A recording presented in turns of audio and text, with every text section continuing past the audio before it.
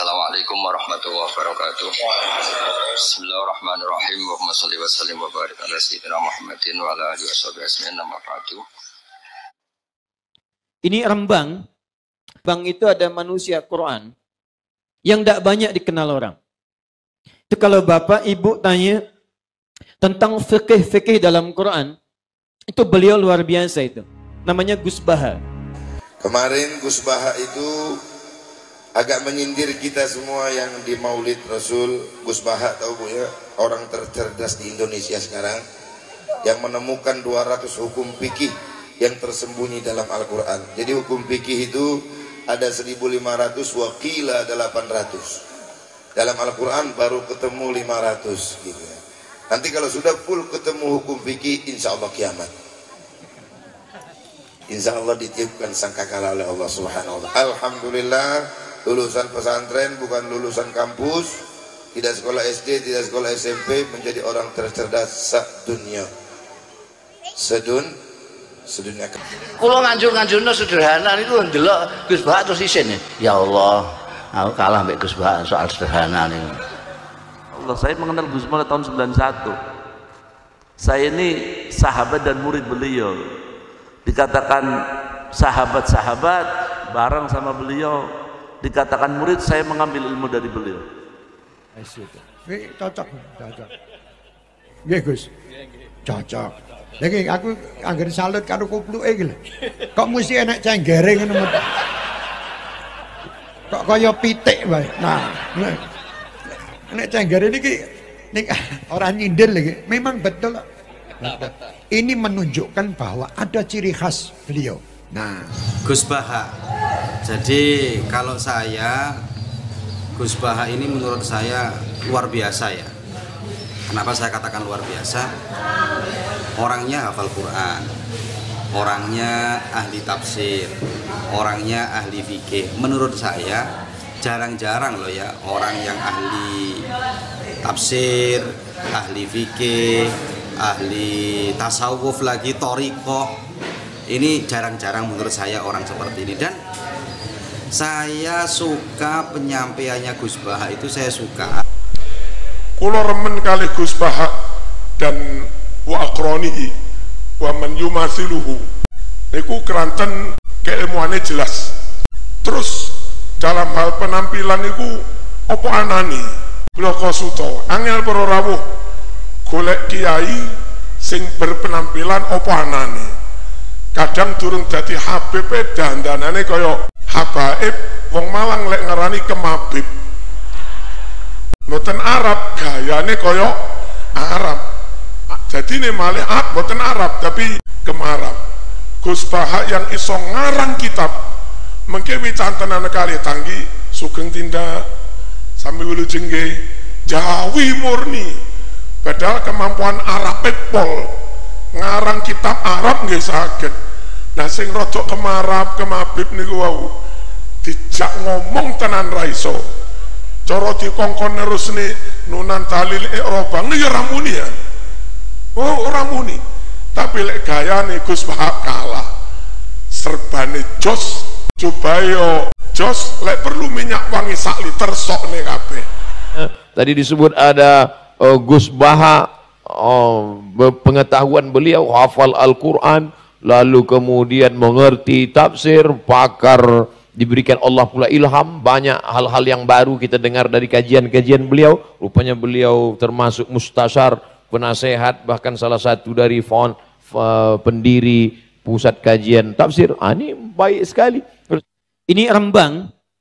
Pak Bupati, ini kita bersyukur ini. Di Rembang itu ada manusia Quran yang tidak banyak dikenal orang. Itu kalau bapak ibu tanya tentang fikih-fikih dalam Quran, itu beliau luar biasa itu. Namanya Gus Baha. Gus Baha. Kapan-kapan kalau ada pengajiannya, hadiri pengajian beliau, itu diantara orang yang sangat mengerti Al-Quran. Makanya gini juga, gini, kalau sanad yang sepemahaman saya, sanad yang didorongkan, yang diajarkan oleh Gus Baha adalah sanad ilmu tentang pemahaman pemahaman Islam dari orang-orang dulu. Sangat penting karena kita harus belajar dari mereka. Gua selalu malam-malam tuh biasanya kalau misalnya udah nggak bisa tidur tuh, nggak bisa tidur jam 12 udah lewat nggak bisa tidur, gua dengerin. Ini maaf nih, gua lagi seneng dengerin Gus Baha, bukan Anda, maaf. Iya, nggak apa-apa. Karena Gus Baha juga guru saya, Pak. Oh iya. Aman, Pak. Jadi aman ya. Aman. Maaf nih, saya dengerin Gus Baha belakangan nih, gitu. Karena menurut saya ini seorang kiai kampung ya, kiai desa kiai kampung berwawasan internasional, global. Itu kira-kira. Dan gue belajar banyak banget dari dia tentang kemanusiaan, tentang gimana ya, itu mungkin sama kayak lu. Jadi dia kiai tapi analoginya tuh keren gitu, masuk akal, gitu. Jadi agama ini dibawa sebagai suatu yang relax, iya, gitu. Enjoy gitu loh. Enjoy. Jadi agama itu tidak hanya nakut-nakuti. Benar. Gue memang punya. Bahkan saya sering bilang ngaji sama Gus Baha itu sangat-sangat menyenangkan. Kenapa? Karena seolah-olah semua orang berpotensi surga. Itu Gus Baha. Betul. Gue memang punya kelemahan satu, Gus. Gue memang punya kelemahan untuk baca Al-Quran. Gue jujur aja ngomong sama lu. Ini gue nggak pernah buka juga. Gue kan disleksia ya. Tapi kan dulu kita sempat belajar Iqra. Iya, itu ya, gue baca bahasa Indonesia aja tuh kata-katanya kan bulak-balik gitu ya. Jadi gue tuh agak sulit sekali. Tapi gue dengerin itu di YouTube gitu ya. Gue dengerin cara gue belajar, gue dengerin dari YouTube. Tapi yang memang saat ini yang gue paling senang dengerin itu adalah ketika para pemuka agama kita tuh lagi ngomongin tentang persatuan, lagi ngomongin. Gue pernah denger Gus Baha malah ngomongin tentang COVID. Itu menarik loh. Iya. Jadi dia sempat ngomong katanya kalau orang itu belajarnya geologi terus tiap hari nanti takut kalau gunung meletus. Kalau orang bacanya ilmu perbintangan takut komet jatuh. Kalau orang bacanya tentang berita COVID terus bisa matinya karena takut COVID gitu kan. Bukan karena COVID-nya, karena ketakutannya. Iya. Habis dengar itu saya kena COVID. Berarti ada ketakutan dengan COVID ya, Pak ya? Ketakutan dengan COVID ya? Kena malah ya. Masalah keimanan. Tanya apa lu? Kalau tanya udah ya gimana? Masalah keimanan tentang qada dan qadar. Oh iya. Kalau qada dan qadar itu kita sudah ditentukan oleh Allah, kenapa masih dimintai pertanggungjawaban? Kan tidak ada. Oh iya. Betul. Ya seperti mukadimah saya tadi ya. Jadi ngaji itu harus kafah. Kafah itu artinya komplit. Jadi Nabi dalam banyak hal yang momennya tepat ya menganalisis dengan qada qadar, tapi dalam banyak hal juga melarang orang membicarakan qada qadar. Jadi misalnya gini, kamu kadung ditakdir pernah punya dosa dan kamu ingin tobat, maka dosa yang masa lalu anggap saja qada qadar, terus keinginan tobat itu anggap aturan syariat. Jangan lalu setelah qada qadar kamu tidak berkeinginan tobat. Ini penting saya utarakan karena Nabi itu menghentikan pasti dua kali. Saya jamin di setiap konteks sosial Nabi pasti menghentikan dua kali. Dua kali itu dua solusi.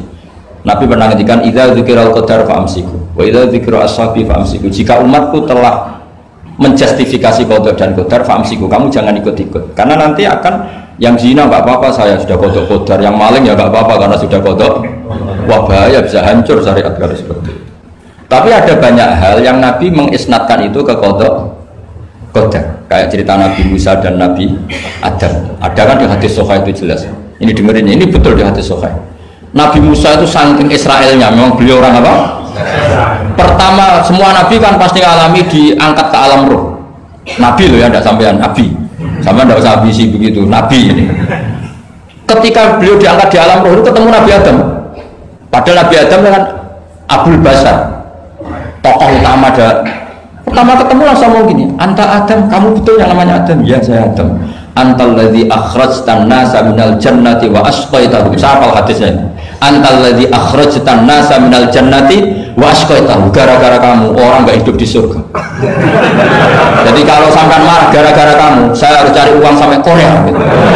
Coba kalau kita masih di surga, enggak perlu kerja di mana?